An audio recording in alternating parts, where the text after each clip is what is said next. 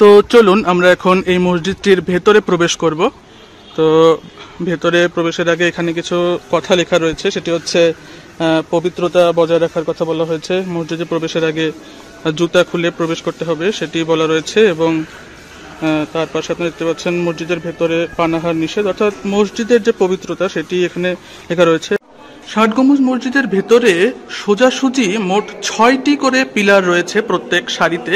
আপনারা যদি দেখেন যে বাম দিকে এবং ডান দিকে 6টি করে পিলার রয়েছে।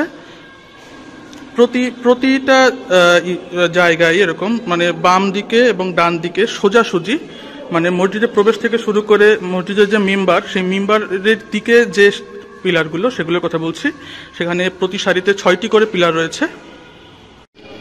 সোজাসুজি আমরা দেখলাম যে এখানে 6টি করে পিলার রয়েছে, আর আড়াআড়ি যদি আমরা দেখি তাহলে এখানে প্রত্যেক সারিতে পিলার রয়েছে 10টি করে।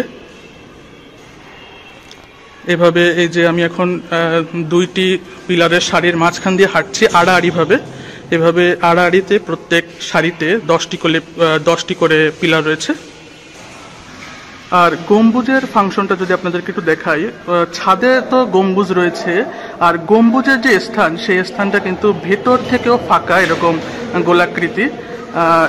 আপনাদের যদি দেখায় প্রতিটি গম্বুজের ভেতর দিকেও এভাবে গোলাকৃতিভাবে ইয়ে করা, মানে ছাদে রয়েছে গম্বুজ এবং ভেতরের সাইডে এখানে ফাঁকা।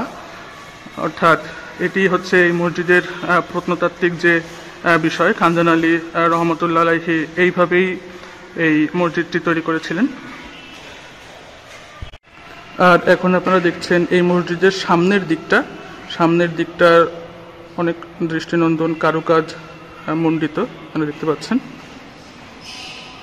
এই মসজিদের মাঝখানে রয়েছে মিম্বর, আমরা এখন মিম্বরটিও দেখব কাছে গিয়ে।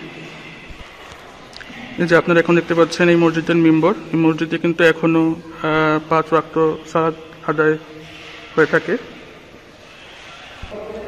এই যে দুই পাশের সামনেই এরকম দৃষ্টিনন্দন যে আর্কিটেকচার সেটি রয়েছে, আর মাঝখানে তো মিম্বর আমরা দেখলাম, আর ওই পাশের যে কারুকাজগুলো সেগুলো তো দেখিয়েছি আপনাদের।